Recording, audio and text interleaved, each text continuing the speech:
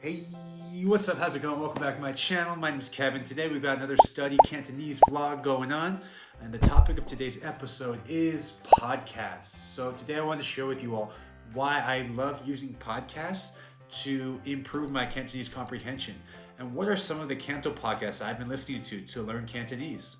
Let's take a look. Podcasts are a great way to improve your listening and comprehension. And I think all Cantonese learners should look to at least listen to one or two podcasts to add to their list of Cantonese resources. Now, here are just a couple of reasons why I like podcasts. Reason 1, podcasts are a hands-free activity.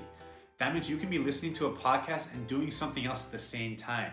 This comes really handy for those of us with really busy schedules and really want to add in a little bit of language learning every day.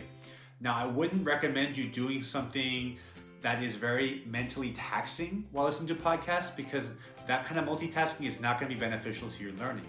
However, I personally like to listen to Cantonese podcasts when I'm doing the dishes or doing the laundry or cleaning the house in general.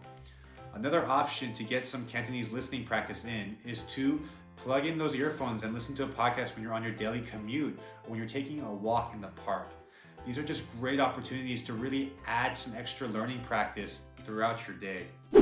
Reason number 2, podcasts are crafted to be heard. Now, what do I mean by this? Well, creators of podcasts are super conscious of creating the ultimate listening experience. And this is because they don't have visuals to fall back on. So maybe like movies, TV shows, and YouTube videos, they'll have some visuals to help guide the audience, the spectator.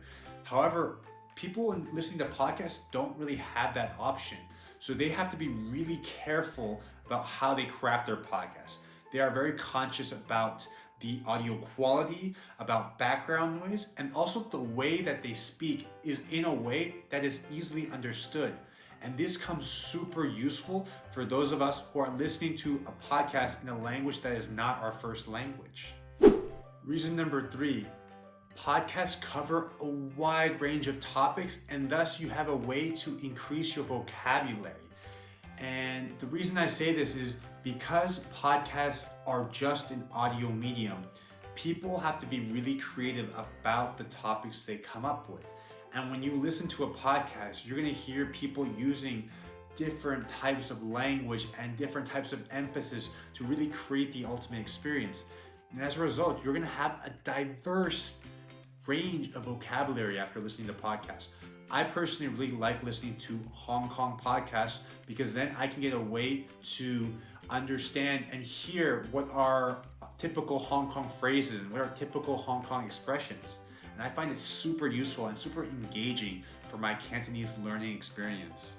Now, let's take a look at 3 podcasts that I use to practice Cantonese.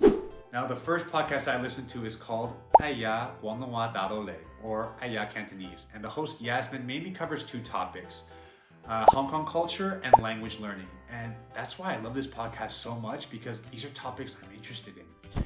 And these are areas where I want to increase my range of vocabulary for Cantonese. Yasmin gives some really insightful tips and really interesting points of view of language learning. And she also gives you really cool glimpses into Hong Kong culture. So if these are 2 things you are interested in, then please, by all means, I would recommend listening to an episode or 2 of her podcast. The second podcast I listen to is called Sangwu Qiling, or Ice Milk Tea and Chill, and the host, Dong Lai Ca, covers a wide range of lifestyle topics. Now, this can range from friendships to dating and relationships to workplace culture to school life, to even topics like courage and empathy. And I find these topics all really relatable. So anyone can come listen to this podcast and say, hey, this is something that I wonder about in my life. This is some pondering I've had in my life. And that's why I find this podcast so magical. Also, the way that she speaks and all her guests, like Cha Siu Bao, Dong Ling Ca, they speak in a way that is really understandable. She speaks really slow and calmly, and the audio quality is really good. And then when I'm listening, I'm like, wow, I'm really getting all of this. And normally my Cantonese understanding isn't that great, but here I'm catching almost all of this. If you want to really see how your Cantonese comprehension is and really get that click going, I would recommend this podcast. I also learned a lot of different Hong Kong slang and colloquial expressions from Hong Kong in this podcast. The third and final podcast I'd like to talk about today, please bear in mind with the pronunciation of the title, is called Teng Yulangwo Sabi Dim Sin Fang Gao. And I would describe this podcast as story-driven and educational.